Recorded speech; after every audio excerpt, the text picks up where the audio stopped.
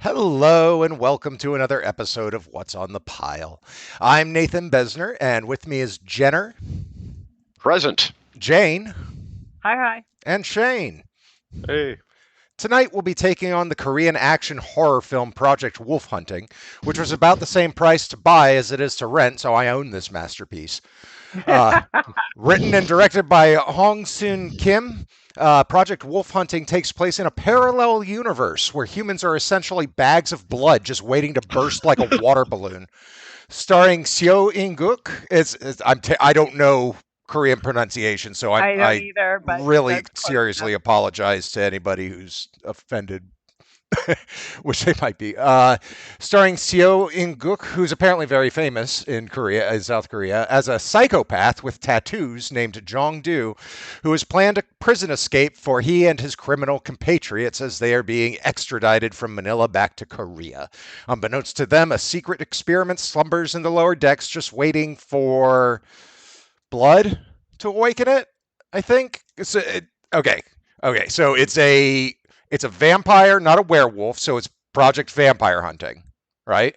is it a vampire? Well, there's like some wolf DNA or the No. What it continues to be is what it really is. It's a Frankenstein's monster thing. Basically. That's basically what it is. Why not all three? I was about to get to that. Oh, I was going to say, straight from the script I wrote, Jenner. I didn't realize you were still on the script. I'm sorry. Yes. Project Frankenstein's Monster with Wolf DNA and Vampirism Hunting. That should be the title. Also starring Jang Dong-Yoon, who plays a guy who does almost nothing until the last 15 minutes of the movie when it turns out he was the main character all along. Sung Dong-il as a piece of shit who mostly just yells at people, then murders them. Park Ho-san, whose plot armor couldn't quite make it to the end of the film. Jung So-Min is the daughter of Mr. Plot Armor, placed in the movie so we can feel extra threatened. Because of the implication. Lastly, of the main cast, we have Chang-Seok and Jang Young-Nam as the criminal godfather and his wife or girlfriend. I'm not really clear on that. Either way, Sister? it doesn't. I thought Maybe whatever. It doesn't really matter in the end. They all go splat.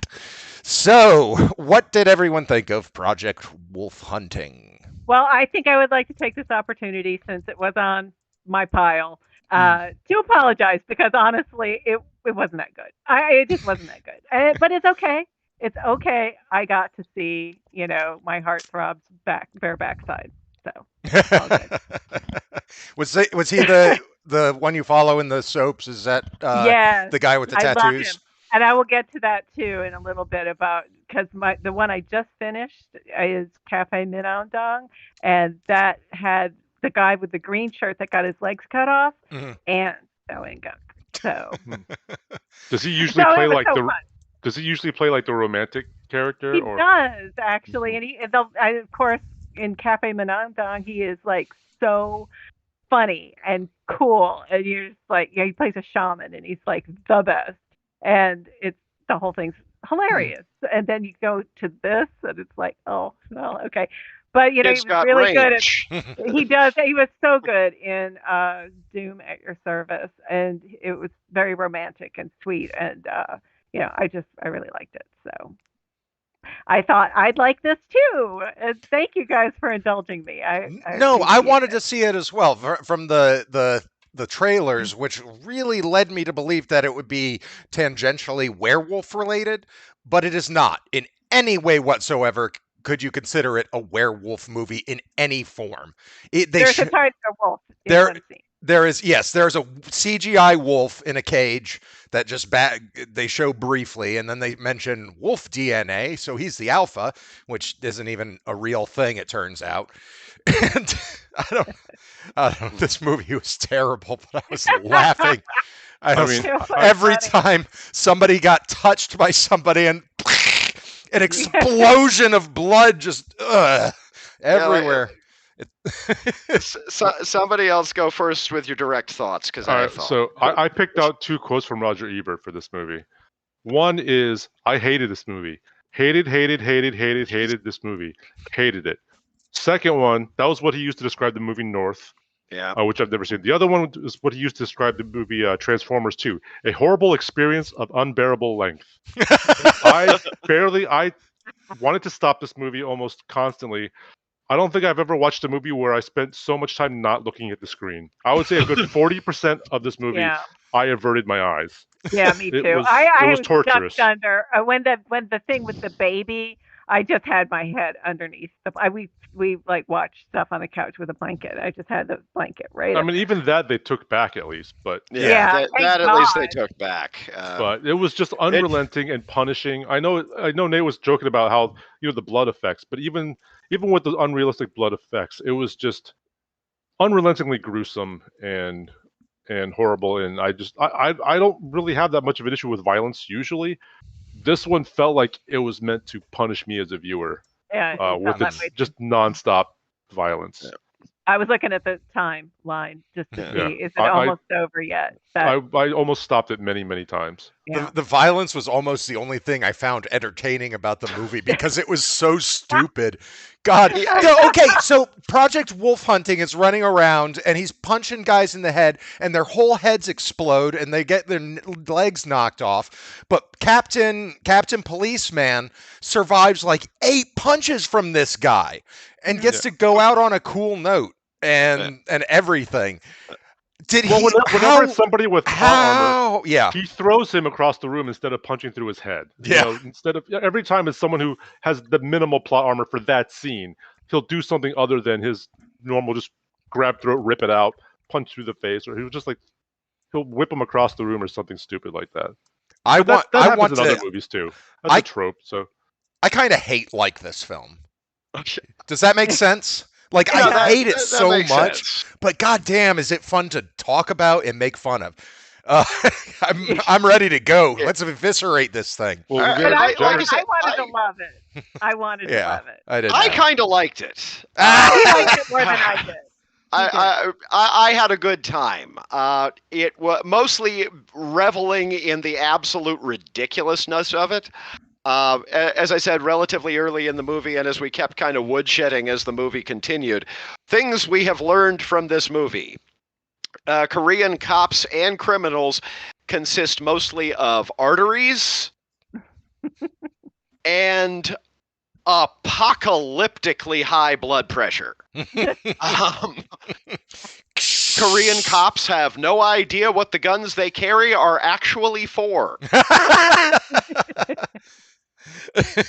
The point that left a smile on my face from the movie, aside from the weirdly epic closing theme music, that was great.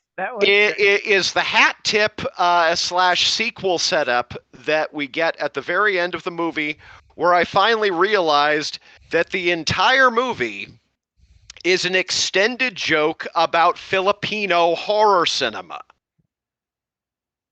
To unpack that rather peculiar statement, there was a period from about the early to mid-60s up through the early to mid-70s where basically the entirety of the mainstream of Filipino horror cinema was variations on the island of Dr. Moreau. Like films like The Twilight People, Terror is a Man, The Mad Doctor of Blood Island. So the fact that we're back in the Philippines at the end of the movie, and the guy is harassing somebody who is in a cage who is like hybridized with a leopard or a jaguar or something like that, as opposed to a wolf, as was the case with our lead Frankenstein in the picture. That put a big smile on my face. I mean, of all of the strange left field things to be riffing on, that as a big old film dork, not particularly as someone who particularly likes Filipino Island of Dr. Moreau cinema, because there was seriously enough of it that it was a genre, or at least a major subgenre in its own right. The fact that the movie is an extended joke on that, I appreciate it as a gonzo enough reference that it did kind of leave me with a bit of a smile on my face, even as the movie was comically nihilistic for pretty much the rest of its running time. I I don't know about your theory because I have no idea what you're talking about. Oh no, I'm And right. I don't know about your theory. I can neither prove nor disprove because I don't know anything about any of this stuff. I cannot say anything about it. I can't converse with that. So Well, I don't that's know. the thing is, it is such a deep cut, even in genre cinema terms, that I had to respect it. I had to respect its moxie. Even then, yeah, no, the human garbage bag sized blood squibs did definitely get kind of repetitive. Not terribly far into the time that we started experiencing them. I do find it interesting. Even before the monster shows up, where it's just nonstop. Yeah. Yeah. And I was like, I've mentioned like I have like, especially when it comes to movies with lots of Asian characters, I think I have some degree of face blindness. So in my notes, I was like, I can't tell these people apart. There's so many different factions of people, and then after a while, I realized it doesn't fucking matter. They're Mhm. not. Nobody matters. They're all just blood bags. They're just That's it. there to be torn apart. Who had the deepest backstory and what was it? I dare you. I am Probably going the to go. guy at the end. I'm going to go with our final boy. Yeah, that's it. Yeah, I guess so. Because he had But 2 scenes of flashback. Yeah. Everything else we had to infer from context, Yeah. right. including the relationships between all of the various thugs. But even inferring through context, it's not really there to infer. It's like they Like, don't. These are not. This is a crew that knows each other. These are kill spots. That's what they are. They're kill spots. They're nothing more. They have there's no character in it. What was the point of the lady? I mean, I know what the point was, but what was the point of the lady other than to threaten rape to one of the male characters? Oh, right. Yeah. That was it. No. That's all she accomplished in the entire movie. When he was dead, they killed her next. Yep. Yeah, I mean, there was this is a scene that epitomizes how I feel about this movie. There's a scene where one of the ladies hides amongst the frozen bodies, and Right. Wolf guy comes and like sniffs her around, and you're like, oh, it's kind of a tense scene. And I was thinking what's going to happen is he's going to leave the room after not sniffing her out and just kick back with his leg and kill her because fuck you. He doesn't do that. But the next scene, she gets shot in the fucking head. Like, what was the point of that entire scene? What is the point of this movie? Yeah. They're doing stuff like that nonstop. Like, I'm pretty sure they're setting up for a sequel at the end there. I mean, that's pretty self-evident. But just for reference, that lady that you're talking about, Shane, she's actually in like so many dramas. these are all like known. Fairly well known. So these are all like well known. I guess like TV well known. I guess. Yeah, I guess so. I mean, the doctor, he plays a weatherman on predicting love and weather. He was in the older love story. They kind of divide things up. Like you have the main love story, and then you have the friend love story, and then you have the older people's love story, and he was the older love story. So the doctor, what's the deal with that young girl with her? I was trying to figure out with him. I was trying to figure out what her deal was. It turns out it doesn't matter. She's the nurse. She was funny. Okay, they mentioned she likes beer. Why was she so cavalier about everything? Like, what is her deal? I guess does it matter? What was there? She likes deal? beer. She likes beer. She likes beer. And she hates that guy. It helps her sleep. It helps her sleep. She likes beer. She hates that guy who also he accomplished more than some of the other characters because he said a couple more things. Yeah. But yeah, He didn't get his sternum ripped out. He died the old-fashioned way. How are you going to have your hero of the movie not show up until the last 15 minutes where everything before it is essentially him just looking dumb, standing there? Yeah, he's just staring he's just watching. Maybe you should stop before you do something you regret. Well, I mean, we get hints because he does like stare at the wolf guy, and the wolf guy just turns around instead of murdering him. So I'm like, oh, okay, he's a wolf guy too. Mm-hmm. You know. And the fact that we're just calling them wolf guys, but I don't even know what to call them. I mean, we have to have that. We have to have that one Nicolas Cage in Con Air character who's trying to do the face turn. It's just that the face turn for that particular character was completely meaningless, mostly because he was suggesting to one of the hardcore criminals that Well, he basically was suggesting a behavior that is self-evidently not within that person's, behavioral vocabulary. That man, A, regrets nothing. B, will not do anything. So he's going to do whatever he wants, and he's not going to regret any of it. I do find it interesting that our top lead, our first build actor, did get his head removed at literally the halfway mark of the film. Yep. Yeah. That shows some. Again, that shows some moxie. I was waiting for a grudging team up between him and the head cop. That would have been more fun, at least. I don't know. And then he gets killed like right away. I did think the Wolfman's first entrance was pretty cool. Oh, when he just drops? He just drops in the middle of this big confrontation. That was cool. And then after that, just more mayhem. And lots of people who have no idea what the weapons they are holding are for. Yeah. Or how to stop making noise or move away from an obviously perilous situation. Well, I thought he had quick healing or something like that. Something. No way. Because he's got killed they said he's a regular dude. They said, no, he's just, you can shoot him in the head and they will die.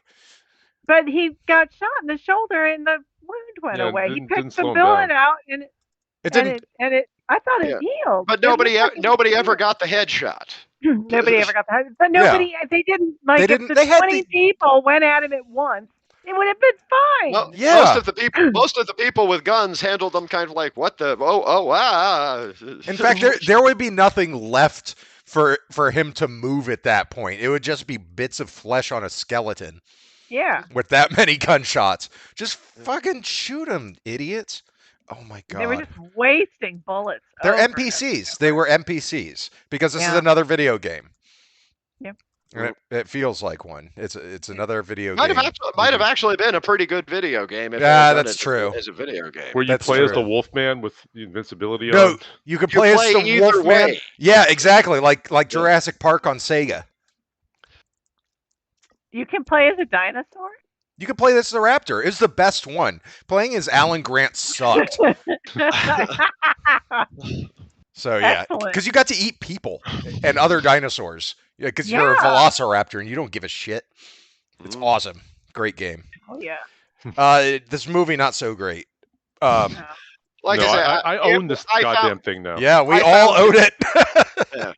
I don't regret owning it. I thought it was big dumb fun. Emphasis on the dumb, but also some emphasis on the fun. And I just don't really like slasher stuff that much, so I wasn't. I mean, I don't even know what to categorize this as. It's not really a slasher, is it? It's a pick off. Scary. I guarantee you've got one big bad action horror. I would call it a pick-off film in the vein of Aliens. Like if that's the best pick-off film ever made and really kind of started the genre, or it being called that, this is the lowest, the bottom of the barrel. We've seen everything else, and now here's this one. I was going to say, I think the closer model as far as pick-off films would probably be the Resident Evil pictures. Granted, I like the Resident Evil pictures, but I'm weird that way. They're dumb in a very specific kind of way. I like the first one. I don't remember the I've only seen the first two. Third one was great. Third one was a strange place for that series to peak, but I generally liked all of the sequels, even the ones that got really reviled. So every single one of those had fan service for Resident Evil, hardcore Resident Evil fans, like really deep cut jokes and that kind of thing and stuff happening in the background. And so I love every single one of those movies. Because they capture that. They may not follow the plot, which is what a lot of people had a problem with in the Resident Evil community for a while. They don't follow the plot, but they follow the spirit of the Resident Evil movies more than the TV show certainly did. Or that's right, there was a TV show, wasn't there? I heard that was god awful. It was. That was my impression. The Netflix one, yeah. I haven't seen the new one. Well, the new one's the one I was talking about. I heard that one was like just god awful, even though it had a pretty good cast from what I recall. Yeah, I've heard the same thing. Welcome to Raccoon City was not good. Okay, but where would you categorize yourself as a Resident Evil fan? I like the movies. Okay, so it might still be good to me. The first exposure I had was the very first game that had the full motion video opening, and it felt very uninteresting by comparison with the other movies. Well, that's entirely possible. I haven't seen it, but I'm still gonna watch it. Also, if I had a specific criticism, it was that the lead actress seemed like a wall of cardboard. I don't know, she was she kind of epitomized the ostensible lead character who does nothing and occasionally reacts to things. Yeah. Well, I'll see it at some point. I'm sure. What else did I not like about Project Wolf Hunting? There's a lot. I'm trying. Yeah, what was the point? If you sat through the closing credits, you have to allow that weird choral anthematic thing that they did actually kind of slapped. Don't even remember. I don't remember. I think I turned it off as soon as the credits. Yeah, I certainly did. I couldn't wait. I couldn't wait to stop watching this movie. Yeah, one thing that really bothered me and I keep thinking about is I hated that one cop lady was actually chained up and couldn't fight back. It just and she just gets shot. Killed. Right? Yeah. Or did she get shot? Like she gets shot in the head. She got killed by Mr. Wolf Hunting. Oh, that's right. He just rushes in and murders her. That's it was just completely brutal and then he and complains. unnecessary, and then and she had no way to fight back, and it was just like that's just like emblematic of the whole movie. That those kinds of kills, like it was. They set her up, sort of. I don't know, and then she just. I mean, this movie has an enormous ensemble that it makes very short work of for the most part, considering the sheer quantity of people involved. Well, it did take 2 hours to. Yeah, but there were a lot of people in this movie. There were a lot of people, a lot of different groups of people. I couldn't tell who was who, like what was happening until it didn't matter. You remember the bit a little over the halfway mark when the lead cop guy and the girl cop and the doctor are in a hallway and this bunch of other cops just appears from frickin' somewhere? Oh yeah, the new crew. I've never seen them before. Where the hell were those guys? The rest, I thought they already got killed like 5 minutes ago. They ran in from another movie. Yeah. But in this case, the sheer quantity of people does, I hate to say it, but it just does make it everybody very hard to tell apart, particularly when you've got multiple thugs who are objectively fairly similar looking. When you have this many characters that have full lines and are presumably supposed to carry some sort of weight to the picture, you can't have that many and expect people to like recognize every single one. I've seen Aliens in triple digits. It took me a long time before I could tell Dietrich and Frost apart. I mean, it's clearly the filmmaker doesn't care about the character. The filmmakers don't care about the character, so we're not supposed to either, which took a while to kind of get into that rhythm. And then I was like, fuck this. I'm wasting my time with this. Mm-hmm. Yeah. Which reminds me, I watched Bodies again, and I respect what it was doing, and I still freaking hated it. That's all. That sounds exactly right. That is a fair assessment. This I don't know. What else do you have to say about this? I mean, it's bad. It's kind of funny in its badness. It led to me watching series of bad like acting and bad deaths in bad movies with the kids. That was fun. I was like, oh yeah, let's watch some bad character stuff. They did not watch this movie with me. Amelia refused to. Yeah, she was like, a good thing. She was like, that looks stupid.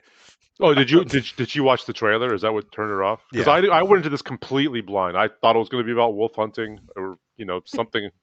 And weirdly enough, it was the trailer that sold me on the thing, on the watch. It was I liked the trailer. The movie, like I say, the movie is I don't know, for whatever reason, for basically its entire runtime, I derived entertainment from how freaking dumb it is. Yeah.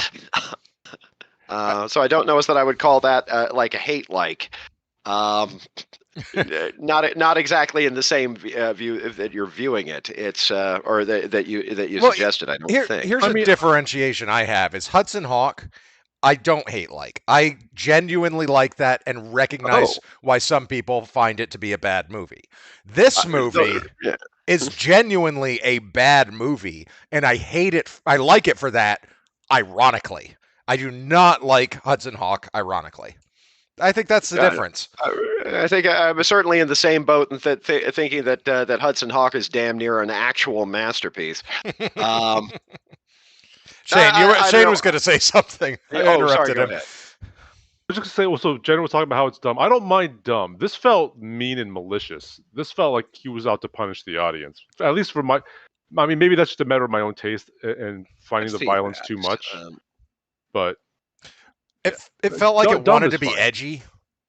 Like, oh, you thought this lady was going to be one of the main characters? Boom, she's dead. Ha ha. Let's do that 28 more times. I think I see what you're saying here. Somehow I took the movie as being weirdly lighthearted. And I don't know if that was intended. That was just kind of how I took it, and that was why I felt like kind of okay. Let's see how this guy goes down. I hate to say it ended up actually putting me into the good kill camp. I would. They were all the same. He would just run up, squeeze a sponge. It got legitimately repetitive by the end. I like to say just the sheer ridiculousness, and I guess my complete unwillingness to take it even the least bit seriously from the freaking beginning. The terrorist attack on an airport makes people take a boat. That's funny to begin with. Oh, that's why they were on the... That's yeah. What was the reason for the... I thought the guy... That was 5 years previous, so I didn't even understand why. I wasn't sure. I didn't know what the connection was. I thought maybe the guy... Because when he runs up to bomb him, there's a guy in cuffs who looks shocked. I thought maybe that guy survived and was one of the guys on the boat. That's what I thought, too. The only reason for the attack at the beginning was a guy who'd had his life savings ripped away from him by one of the extradited criminals blowing up an airport, which is why this movie is on a boat. Couldn't the guy just blow up a boat too? It doesn't make any sense. I've given a lot no public access to boat terminals. I've given a lot of thought about this because it makes no sense, and why do they need it in the beginning of the picture? My theory is that it's something culturally related. Like maybe everybody knows that's how criminals are extradited. Maybe that's a well-known knowledge in Korea that we don't know about because we're not Korean. And that's my theory as to why they would include that. Because if they included that to give a reason to be on a boat when they could have just said we're on a boat, it makes no sense. It makes no sense to even have that part of the motion picture. So it has to be something that I can't understand. Well, maybe, just maybe. I think I'd have to look, but I think the bomber was actually a fairly famous actor as well. I think he was in The Good Bad Mother, which, by the way, is fantastic, and everybody should watch it. It's that good. It's really good. And he's done like a bunch of other things, like Clean with a Passion for Now. I've watched like 20 of these, right? 20 series of like 16 episodes, 16 1-hour episodes each. I watch a lot of this stuff. But, I'm thinking maybe they had an opportunity to use him, and they were like, well, let's just give him a couple of minutes at the beginning. Let's give him a scale cameo. That's more than a scale cameo. That was a whole scene that required probably a week of shooting. And several gallons of fake blood. They might have had some leftover blood, so they went back and filmed that at the beginning. I mean, like later. We got fake blood, and we got this guy. Let's do it. as a mounted production, this is an extremely well-fed piece of work, so to speak. Yeah. It is supremely professional. I get the distinct feeling that the makeup and SFX guys were probably having the absolute time of their lives. It's like more the blood? most hilarious blood. More blood? I don't think we have more blood, but I can get more blood. We need a little more pressure behind that blood. It's got to spray 3 feet, not just 2, but 3 feet. There is an ongoing competition amongst filmmakers as to who has used the most gallons of blood in a film. And for a long time, it was between George Romero and George Romero kept winning. But I don't remember who it was against. Peter Jackson had to walk away with that He did. for Brain Dead He / did. Dead Alive. Has not been beaten yet. So I wonder if this guy was like, let's beat Dead Alive. I mean, Not a reason to make a movie, though. Why not? Oh, that is not a reason to make a movie. Let's beat that record that nobody gives a shit about outside of our industry circles. Well, I think we can move on from Project Wolf Hunting. Okay. I don't have any final words for it. It's in my library forever now. Yep. But you can probably delete stuff though. Go watch Cafe whatever the other one. It's on Netflix and it's so fun. It's practically Scooby Gang, and it's got two of the guys from Project Wolf Hunting doing something really cool and fun. And it's like a murder mystery cop show fun thing. I'm going to go with a guarded recommendation for Project Wolf Hunting for the undiscerning. Or the ones who just take it as being completely ridiculous from the get-go. Just don't take it seriously for a second. Maybe rewatch Terror or watch for the first time Terror is a Man or The Twilight People just to get into the right mood. Well, why don't we move on to movies we have seen or TV shows, I guess. Stuff that we want to bring up that we've done in the last week. I'll go first this time. I went last time, so I'll go first this time. I'll be quick with a couple of these. I saw The Flash. Shane and I talked about it. It was fine. Don't like Ezra Miller as Barry Allen. The end. Never did. I saw that this week as well, and it feels like a silly way to close the door on the Snyderverse. Yeah. It's trying to make a light movie in a dark place. I was not a big fan of it. But moving on from that, because it really doesn't matter. It's not going to leave a cultural impact. Not like Green Lantern. It actually did leave a cultural impact. Yeah, it actually did. Everybody points at it, and even they made good fun of it in what's it? Deadpool. Yeah. Deadpool. Yeah. And Nathan Fillion's been cast as the next Green Lantern. Oh, really? Yeah, that's for right. James Gunn. There's been talk of that. And he's playing the douchey one. They're getting him as Guy weird. Gardner, Guy Gardner was from my Justice League, the Giffen Justice League. I like that. I honestly, I like that. I think that I would have really liked Nathan good. Fillion about 10 or 15 years ago as Kyle Rayner, but obviously it's too late for that. So now as Guy Gardner, buy it. We can wonder how much they're going to have to pay him to get the frickin' haircut, though. There were so many things Nathan Fillion would have been great for while he was wasting his time as Castle. Right. Sort of train his past. I watched that whole show. Not worth it. I didn't watch much of it. I liked it for quite a while. I watched it the first season, and Still I was not like, worth okay, it. and then I was just over it. Because they hated each other. I had such a huge By all crush on accounts. Nathan Fillion at one point too, but that's just gone. It's just he just does not appeal at all anymore. I liked him in Guardians of the Galaxy. I liked seeing Okay, his... he was funny in that. I liked him in the Suicide Squad. For Yeah, the he was 5 minutes he was in it. Yeah. Yes, So he just has to be in James Gunn movies. Yeah, apparently. Which he is. Yeah. Superman. Okay, moving on from The Flash. We watched Hot Fuzz because we'd watched Declan watched it with me. Amelia came in about a quarter of the way through and was like, "Wait, is this the Shaun of the Dead guys?" They loved it. Yeah. Just loved it. It's a great frickin' movie. Yep. Yarp. So we moved on from Hot Fuzz because I was like, oh, he likes action movies. He does want to watch The World's End now. He's very excited to see that. Right on. But after Hot Fuzz, yeah, after Hot Fuzz, I thought let's show him an action movie, and I tried to think of my favorite action movies, Die Hard and that kind of thing. But I thought the quintessential action movie, I think, to me, is The Rock. So I showed him I was that. just thinking. Solid. Right on. Yeah. That movie is still distressing in a lot of ways with its toxic masculinity and that kind of thing. One of the most disgusting lines I've ever heard in a movie, the "fuck the prom queen" line. Your best? Losers always whine about their best. At the same time, that feels like something that that either Sean Connery would have actually said, or something that Sean Connery would have told John Milius, who rewrote all of his lines in all of his movies ever since The Wind and the Lion, to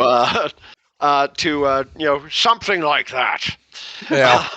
Nicolas Cage, of course, is great in it, though. He's such a joy. Looking back. Looking back on him with new eyes, seeing all the work the artistry he's done since then, it feels like he's busting at the seams because he's playing the straight man for the whole movie, and he's really not the straight man. He's the funny man because he makes all the really good jokes. Like, I take pleasure in gutting you, boy. How in the name of Zeus's bunghole did you get out of the cell? So that was a good time had by him. I then showed... that is the 90th of all 90s action movies, with the possible exception of Con Air, which is best appreciated as just as exactly. I mean, I don't know if they intended it to be a parody. Probably not, knowing Hollywood films, but I believe. Yeah. Oh no, the rabbit gets it is the giveaway.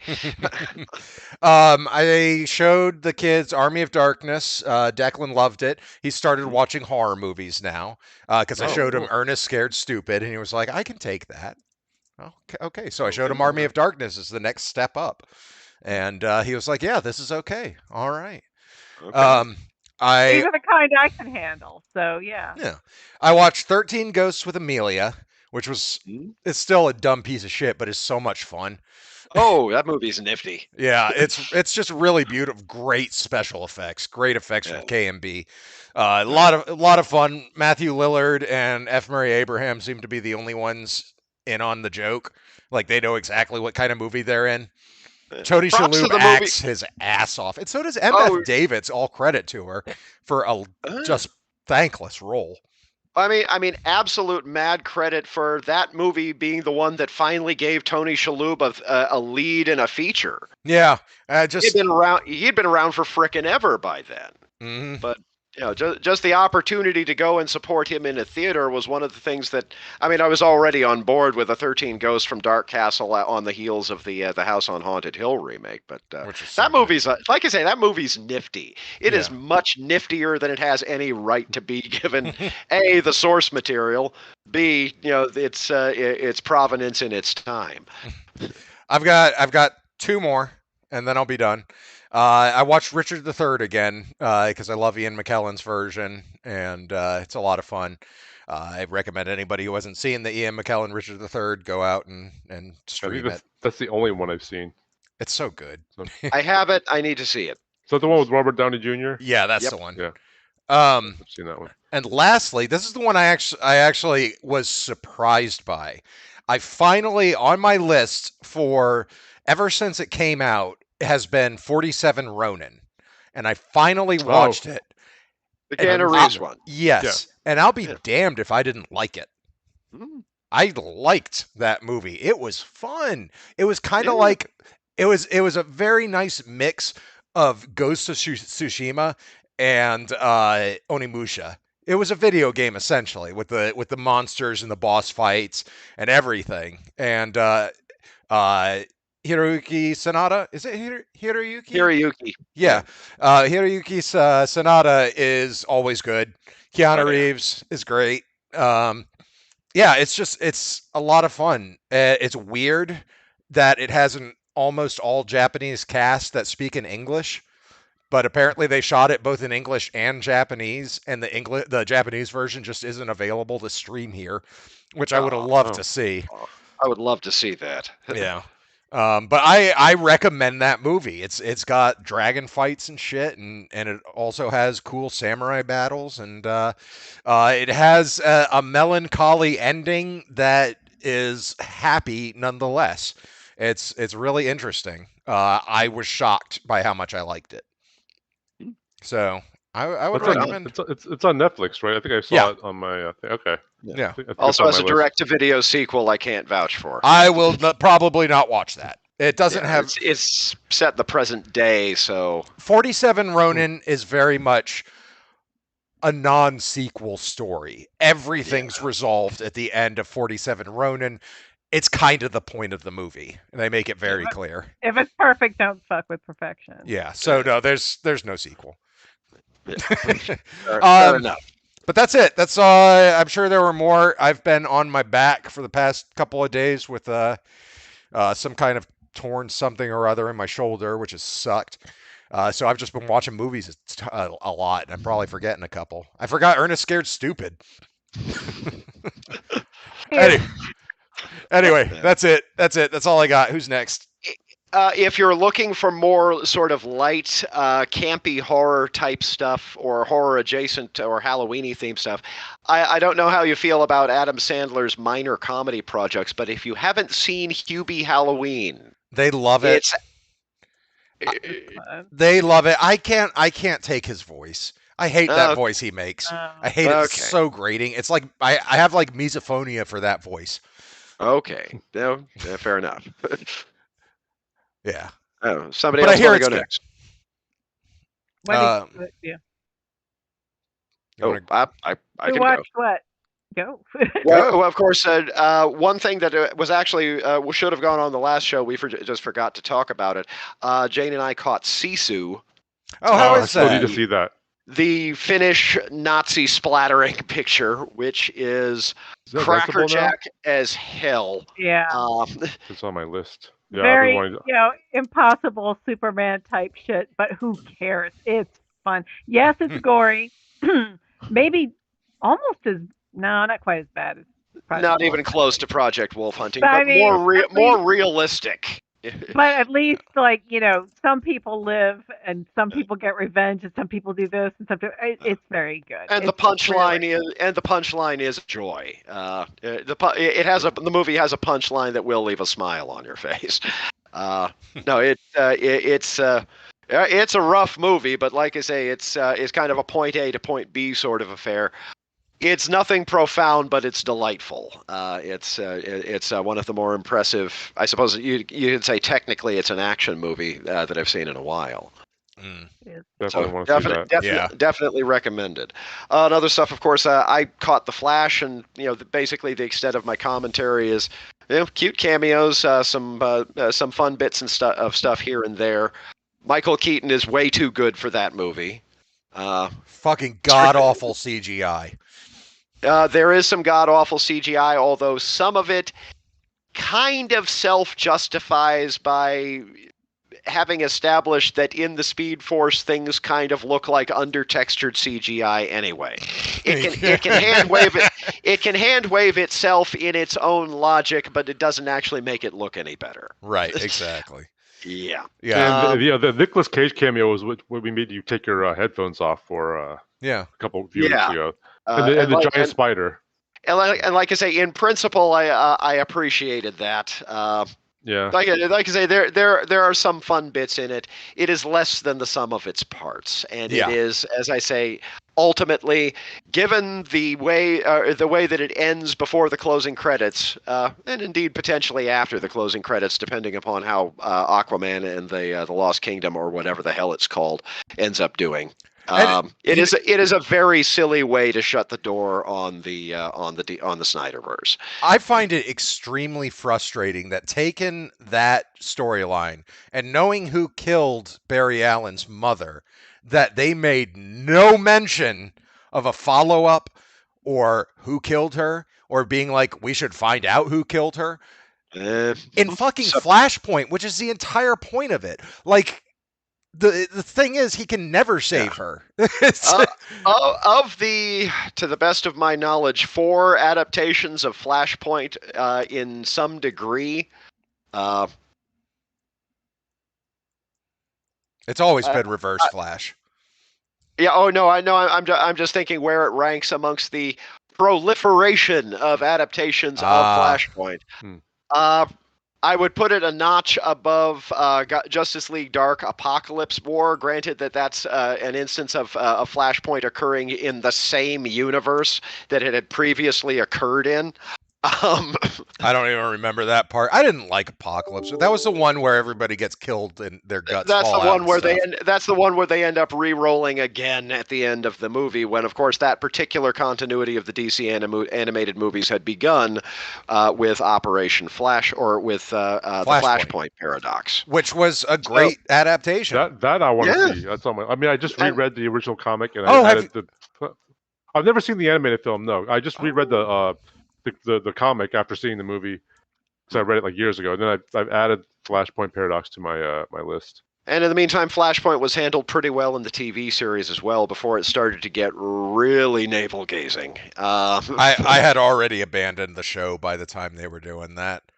The whole Arrowverse. They Black Canary, my favorite character. Yeah. Can't do that to Black Canary and expect They keep screwing with her. They kept screwing with her in the Arrowverse, and we aren't having it. Right. Yeah. I was done. Oh, anyways, I other never stuff. watched beyond the first couple episodes of Arrow, so Yeah. I don't. I mean, I I was watched just like, this 2 is not seasons. my Oliver Queen. I just don't understand because, I read the comic books back in the 70s and stuff. So who knows? I'm really sad that they changed his character from a snarky liberal billionaire to a brooding asshole billionaire, because then the Batman facade basically falls apart, since Green Arrow was like knockoff Batman, basically. Yeah. There is a fun take on the character of Oliver Queen in the recent Batman Doom that came to Gotham H.P. Lovecraft riff, which is. It's actually better as an H.P. Lovecraft riff than it is as a Batman movie, interestingly enough, and thus certainly recommendable in that regard. But is again, is it better than Gotham by Gaslight?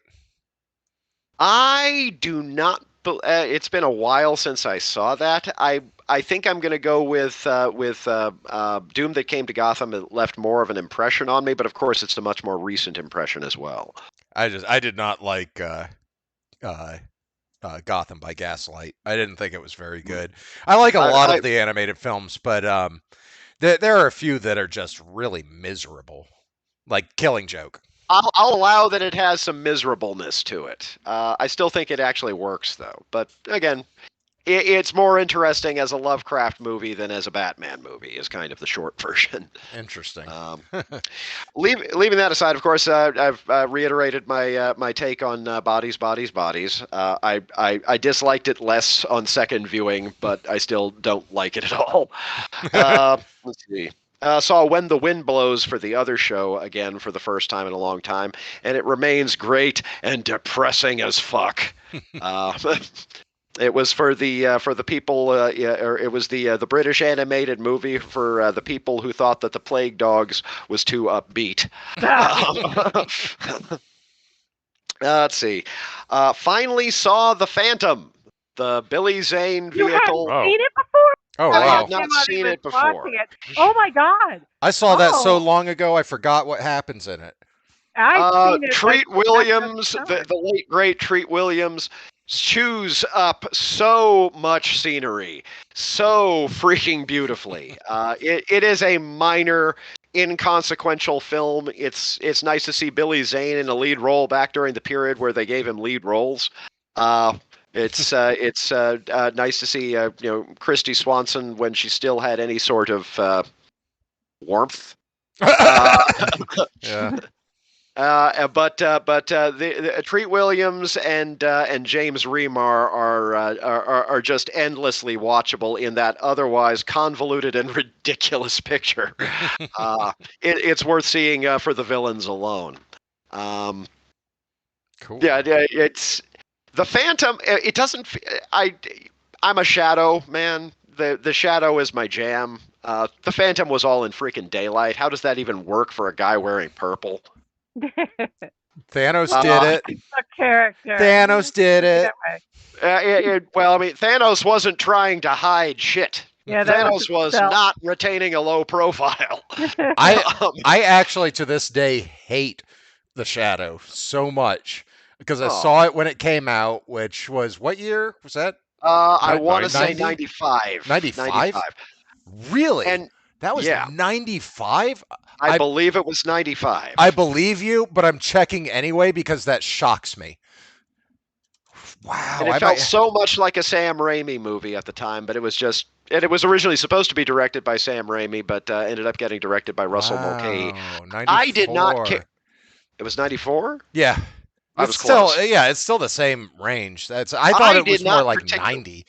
I did not particularly care for The Shadow the first time that I saw it, which was in the theater, because I was not expecting a comedy.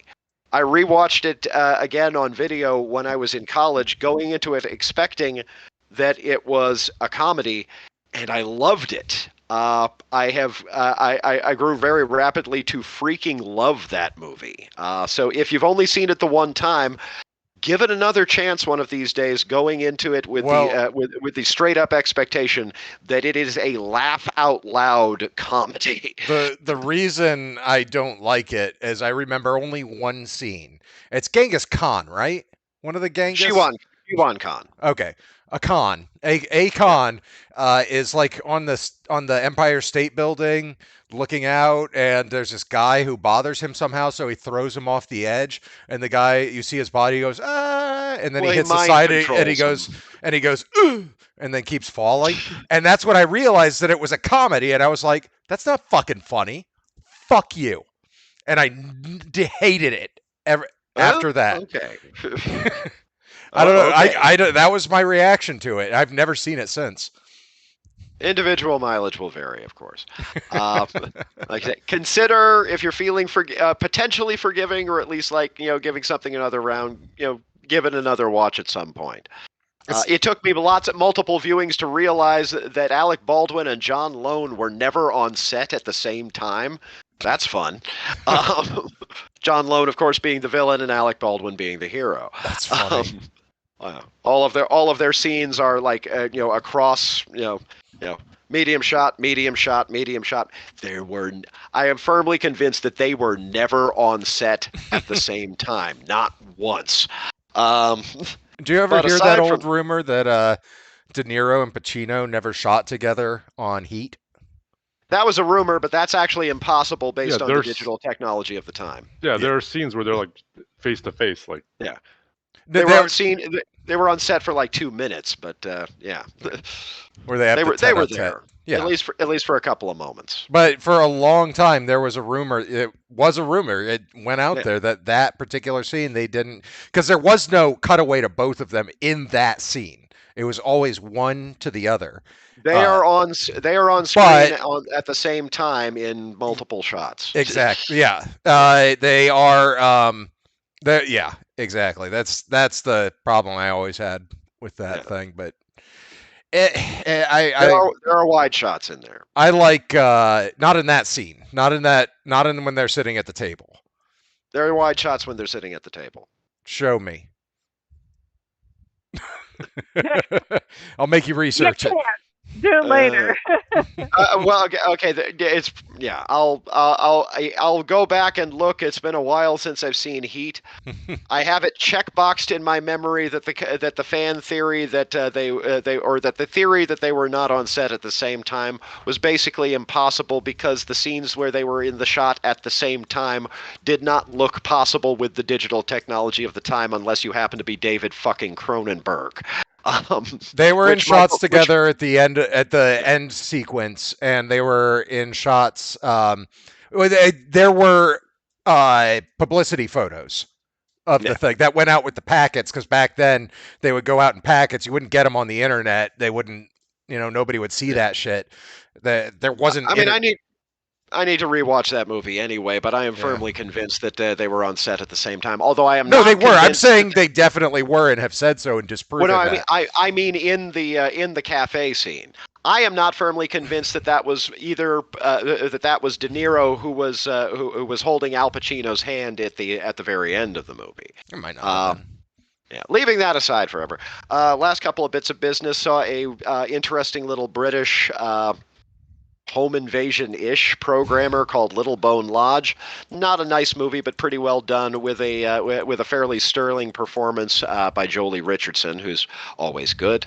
But again, minor picture, not like the sort of thing you're likely to run across accidentally. And finally, the greatest freaking romantic comedy I have seen in ages. A movie from with Christopher Abbott and Margaret Qualley called Sanctuary, which is about the heir to a hotel fortune attempting to fire his dominatrix. Okay, I need to see this. That sounds yes, interesting. you actually do. It's basically a two-hander, but it is a very sharply written, very sharply observed, beautifully acted, and deeply, if a little bit morbidly funny little movie. And it's not the sort of thing that feels like a romantic comedy, but ultimately ends up sort of being in its own right. I recommend it for adults. Highly. Okay, thanks. Good. I can go quickly next because I've barely watched anything. Just Okay. that way we can end on a high note with Shane. Well, I don't have a ton either, so. Oh, well, you want to go first? I mean, I'm just basically going to say what I've already said that I. Okay, I've only got a couple. So I actually meant to. I forgot about this one last week. Last week I had 3. I said I had 4. I couldn't remember the fourth. The fourth one was I finally watched Palm Springs on Hulu. Oh, cool. Really enjoyed that. Have you love guys that seen that, movie? Right? Yeah, love very enjoyable. Love Kristen Milioti. I've been a fan of hers ever since I missed her Broadway run of the original show of Once on Broadway. She was the original girl. Oh, really? Yeah, she originated that role. Didn't get to see it. I did see because Once is one of my top 5 favorite movies. I did see it eventually when it came to this area. It wasn't her, obviously. The Road Show. Yeah, but I've been a fan of hers ever since that. Ever since she was on the USS Callister episode of Black Mirror.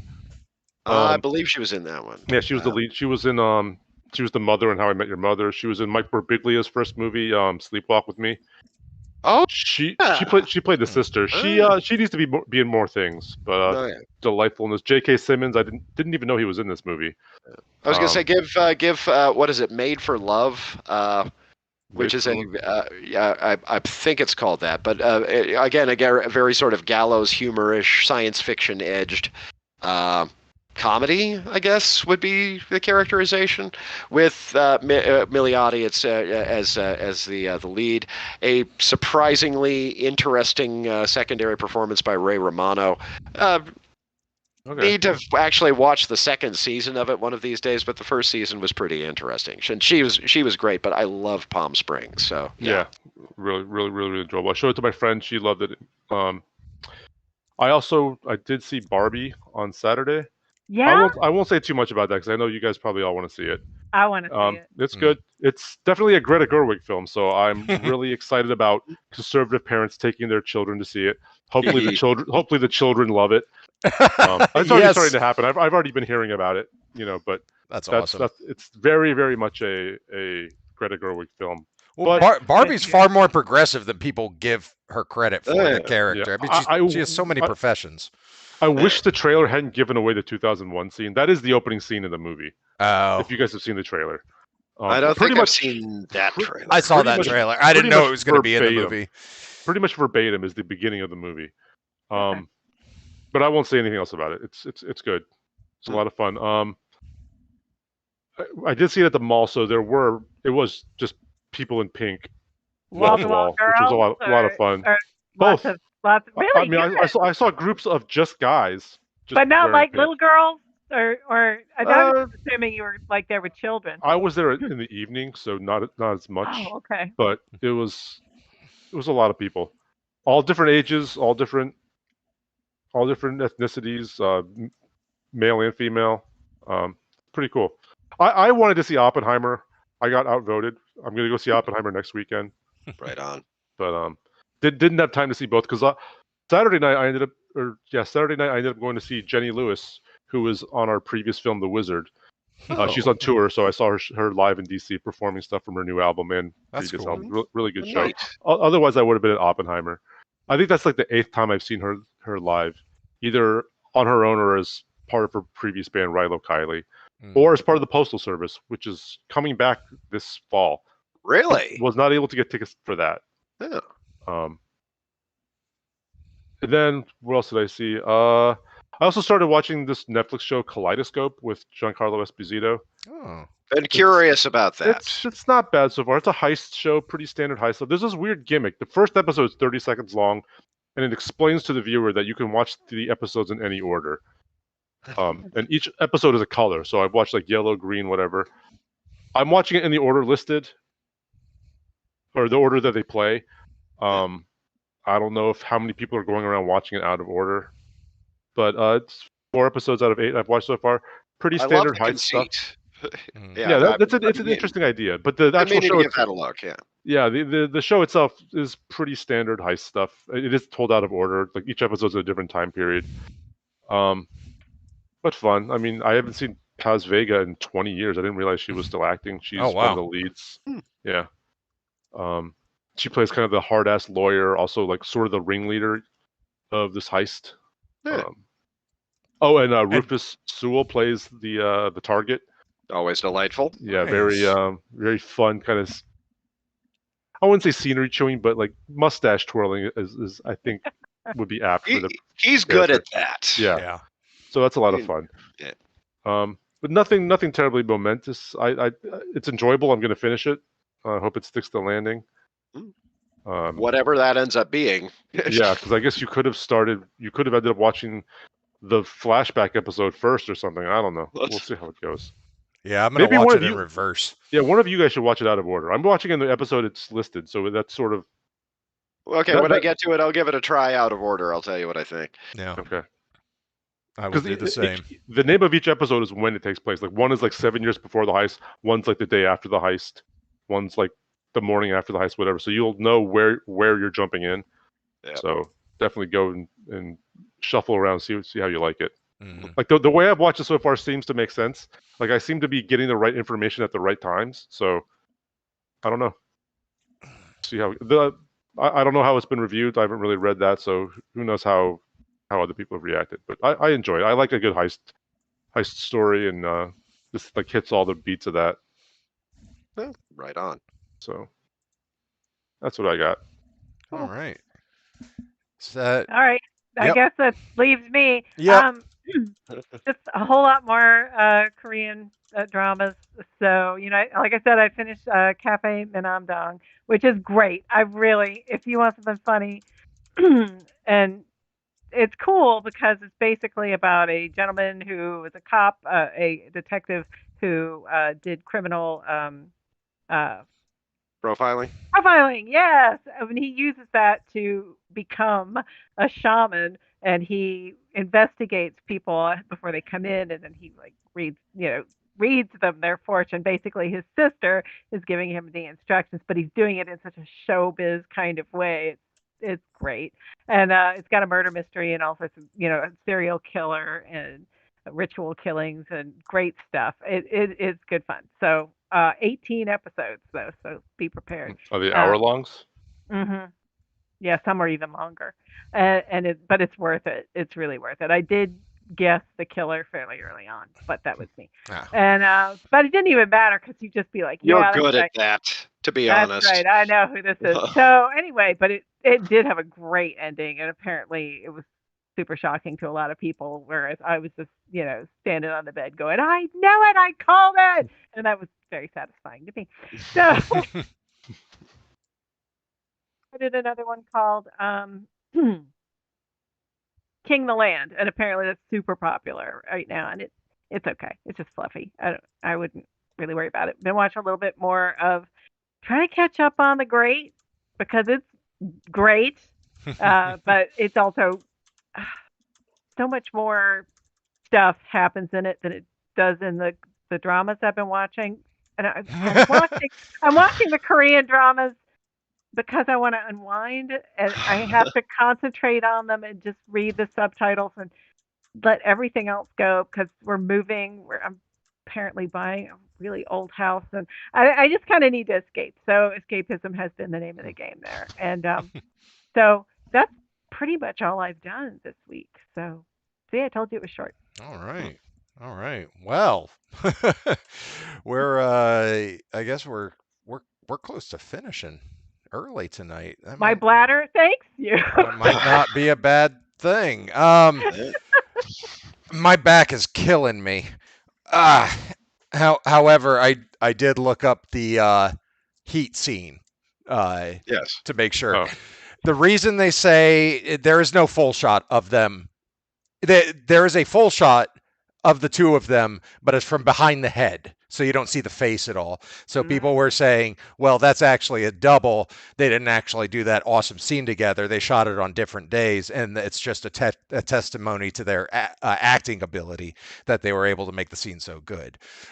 There are publicity photos and deleted scenes that are shot wide. Yeah.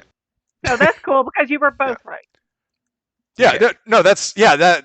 There were some wide scenes, But that's what I said. Yeah. You were both right. But what else do we got? What do we want to do next week? Jane, you won't be available. Yes. And I don't know that. I am not sure I will be available because if things go well, I will be deep in the process of relocating myself. Okay. Yeah. I will be in Michigan because I'm going on vacation, but I plan to I plan to stream anyway. Shane, how about you? I mean, I'll be around. Yeah, I'll be around. Nothing special for me next week. Okay. I hope to be here in 2 weeks, but Same here. I'll Okay. just text you. Wagner might be available as well, so it might be Okay. you, me, and Wagner. I don't know what movie to do though. With Wagner not here, I don't know. We can always talk about it later. I know I wanted to Like I watch. I wanted to do Puss in Boots, but I think It is on that. that is on Netflix. Yeah, it's on Netflix, so that can wait. Yeah, I want to see that too. Yeah. That just came out on Netflix, so. I don't have any ideas off the top of my head right now. I feel like we can probably table this. Or ask Wagner. He's always got. Yeah, ideas. we'll get on the chat. We'll talk to Wagner, and since it'll just be me, Shane, and Wagner, we'll come up with something. He'll probably just reach to the side, pick up whatever DVD's there, and be like, "How about this, guys?" It'll be something I've never heard of. If things go badly, I may be available next week. So keep the keep the Communication lines. lines of communication open. Hey Shane, have you ever seen the story of Ricky O? The story of Ricky. I don't know if I've watched the whole thing. I'm not. I mean, I've certainly seen a lot of it. Yeah, I have not seen it. Yeah, me either. Like you've seen footage of it though, right? Yeah, everybody knows the head smashing scene and yeah. I mean, eyes popping out. Is that available? I think so. Well, it might only be available from the source I was using. So I don't know. It's just a thought. I've never seen it. It was an idea. Probably off the worth top of putting my on head. the list anyway. I've always wanted to see it.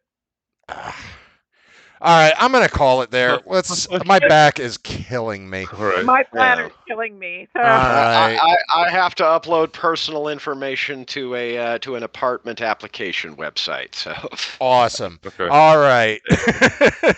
That's gonna do it for us here on What's on the Pile. Please don't forget to like and subscribe. It's not that hard to do. You can find us on Facebook at What's on the Pile. You can visit our website, whatsonthepile.com. I'm thinking of changing that though, so it just goes to Punch Bunny and just doing them all in one website, so I don't have to bother with multiple websites. So maybe I'll do that. We'll see. Anyway, thanks for hanging out. We'll catch you next time.